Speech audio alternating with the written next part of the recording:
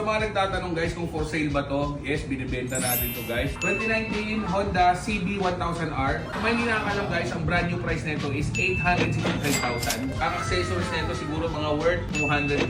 Sobrang loaded na to guys. Evotech levers, RCB bar and side mirror, Evotech axle sliders, radiator guard, Evotech frame sliders, GB Racing engine cover, SC exhaust, RNG axle slider na may spool, RNG tank pad, RNG swing arm pad, carbon fiber parts, meron na rin siyang mga wing na spoiler, Rizoma gas tank cover, at marami pang iba. Bagong palit din ang battery nito, binilang ko siya brand new battery. Siyempre, sound check natin. 12,700 auto.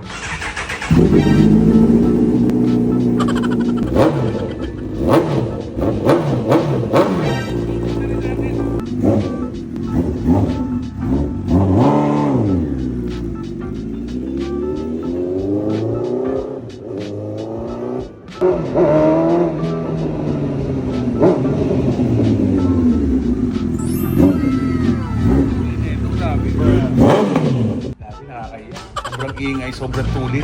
Lakas nito, nagulat din ako. So, sa mga hindi nakakalam guys, meron siya mga riding mode. Sport, Standard, Rain, tsaka User. So, yung User guys, ikaw magche-check niyan, ikaw magse-set kung saan gusto mong lakas, pati engine brake, traction control, tsaka yung power. So, binibenta lang natin ang mura to, 560,000 para sa Honda CB1000R. So, pag interested po kayo, message nyo po ako sa page ko, Jetlaw Rider. So, kung may mga binibenta rin po kayo second-hand big bikes, kotse, motor, send nyo sa akin yung picture, appraise natin. Pagkapasok sa budget, puntahan ko, bayaran natin.